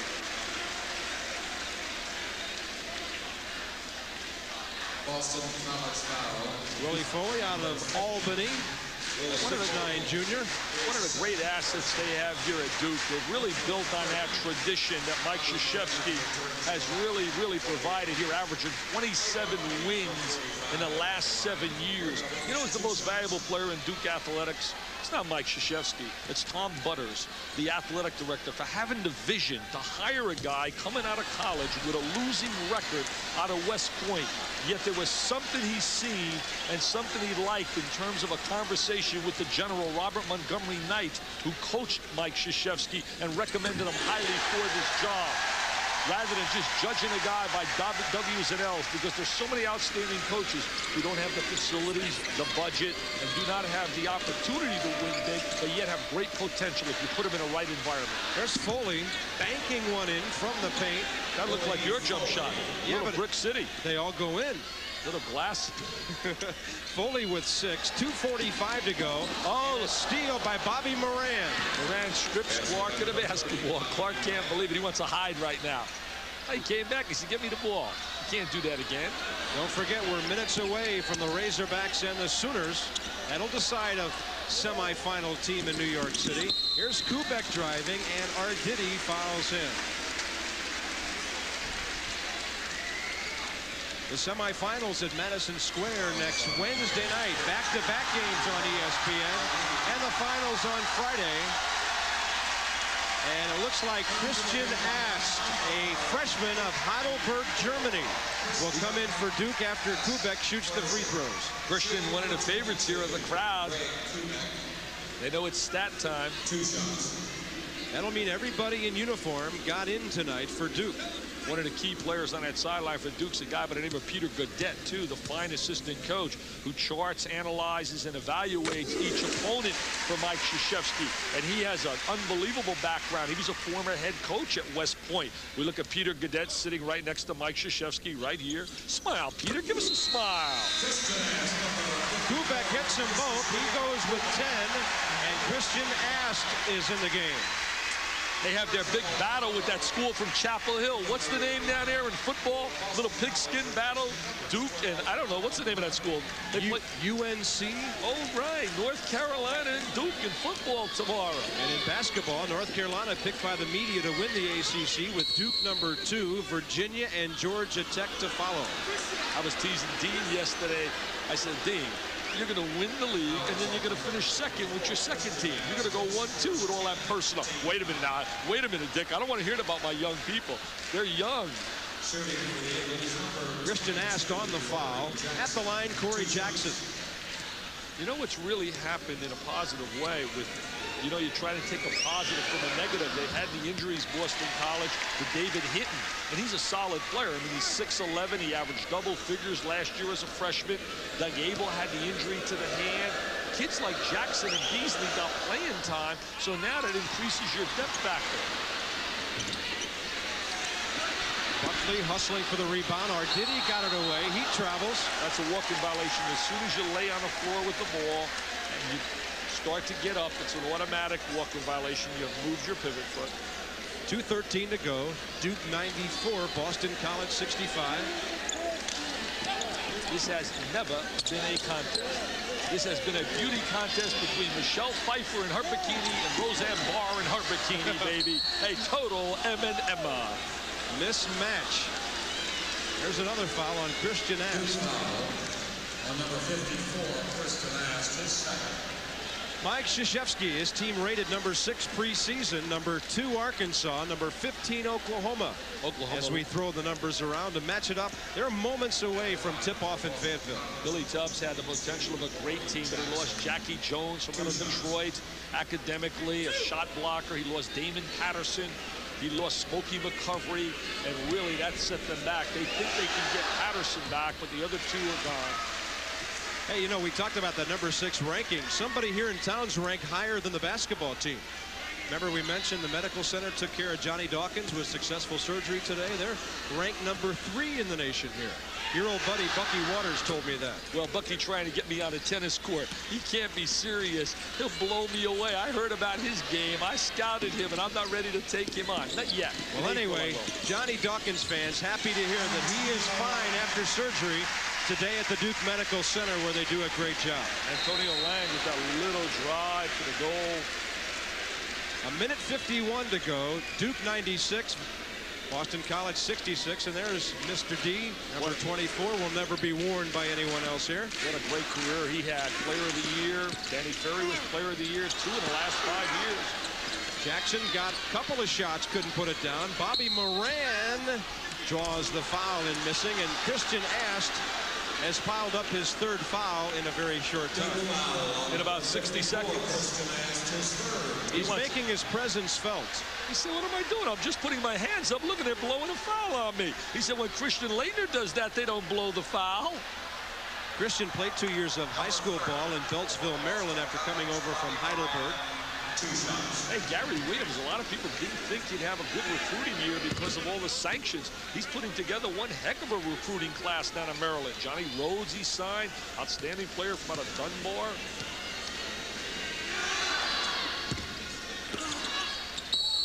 Willie Foley had a touch, and it'll belong to Boston College. A minute 44 to go. We'll get a run out to Fayetteville when this one wraps up. Razorbacks and Sooners. Moran, entry pass. Corey Jackson in strong. Nice strong move by Jackson. Good entry. I'll tell you something else. Boston College, beautiful school as we look at the turnover. Chestnut Hill is a gorgeous place. They have a beautiful campus. I had a chance this summer to go with my wife and daughters on the campus and really loved it. Well, they got a great facility up there now. The Conte Forum seating 8,600. That'll help in the recruiting ranks for Jim O'Brien, and you've got to have that in the Big East. Ast has it taken away. Christian's having a tough moment on the floor. Here's Arditi weaving through. Arditi says, hey, who said I just can shoot the jumper? A minute 15 to go, and Willie Foley, a little blocking foul on Tony Lang. Tony Lang, valedictorian of his class, could have went anywhere in the country. Duke can't wait to get Cherokee Parks in the uniform next year at 6'11", from out of Huntington Beach, California. Played at Marina High School. Fair College coach coached at that high school by the name of Lute Olson, where Luke Maney is getting ready to explode tonight when East Tennessee State takes the floor in front of a packed house in Tucson.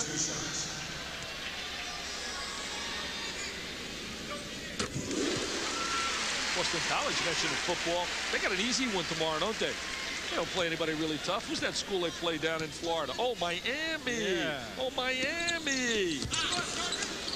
That's a school that went home with the big L from out of South Bend when the rocket exploded. Yeah, but he may not get many kickoffs tomorrow.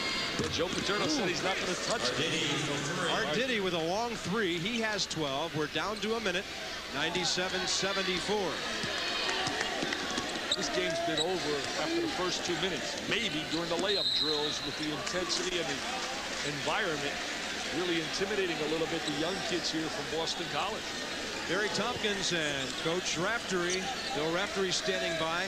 They're in Fayetteville, where the tip-off is upon us in moments as the Razorbacks host the Sooners. Looks like Duke is in New York City for sure, and we'll see who advances out of that great matchup. Here's Buckley, and he is fouled. Willie Foley with his fourth. I met a lot of people today at a hotel. They're having a reunion here of the class that Jay Buckley was a member of. I didn't see his dad, but they thought his dad was coming down today to play Buckley. And I certainly remember those teams in '64. They were outstanding, and his dad was an all-ACC performer, the young man shooting the free throw here. Jay Buckley and Jeff Mullins, they were a dynamite club. When I think of Duke, I think of Art Heyman. I think of Dick Trope, the outstanding baseball and basketball player, now working in Pittsburgh as a color analyst at the University of Pittsburgh. Christian Ast had a touch. He draws the foul on Lior Arditi, and Christian with those 3 fouls will get a chance to go to the line with 43 seconds remaining. And the Cameron crazies go bananas. They love it. They love Mr. Ast. He's fluent in English, German, French, and Italian. We'll see if he can translate a free throw here. Must be nice to be fluent in 4 languages. I was only hoping I could be fluent in 1. I'm struggling at that at age 50. Keep trying. I'm trying. The time's running out, man. Time's running out. Give me a helping hand. Sooners and Razorbacks next on ESPN. Ast has it. It's 98-74. They won 100 here. There's Bobby Moran laying one in on a good feed down court. Sloppy with a capital S. Sloppy, sloppy, sloppy. All these notes I have here ready to talk about.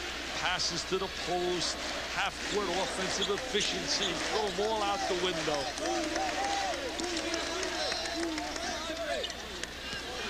Brian Davis. Scott McQuarrie, a freshman, watching him. Here's Ast, and that's 100. Christian gets the 100th point. He'll be a hero on campus. Big man on campus. BMOC. Christian tomorrow. Bobby Moran misses. Buckley ahead to Lang. And with 10 seconds to go and the score 100-76, a foul. Christian will be strutting at the football game tomorrow. He'll be walking around BMOC. I scored the 100th point.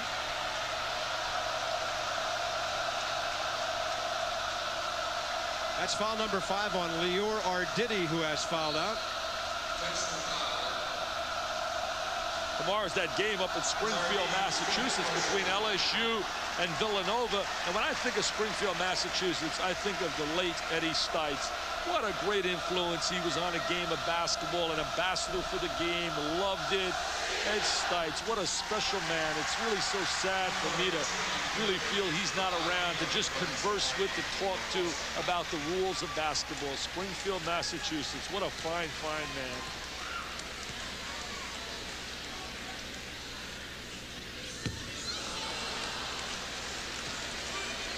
Different story for Boston College tonight. They scored 82 at home and won by 4. Tonight they've got 76 and they trail by 24. My buddy Billy Raftery's going to have a great time in that Oklahoma-Arkansas game. I'm so envious and so jealous that I can't be sitting there. I'm eating my heart out, Raftery. You're so lucky. Let's go back to the hotel and catch it. 10 seconds to go here. Bill Patrick in our studio will get us from site to site momentarily.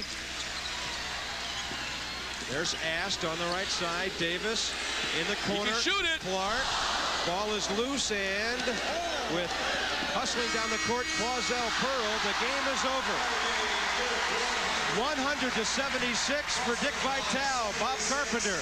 Duke blows out BC on its way to New York City. Bill Patrick will get it to you for the Sooners and the Razorbacks. All right, there you have it. The Duke Blue Devils in the Dodge NIT semifinals. They make it look easy by dismantling BC 100-76. They'll be joined by either Oklahoma or Arkansas. Those two get it on next on ESPN as we head to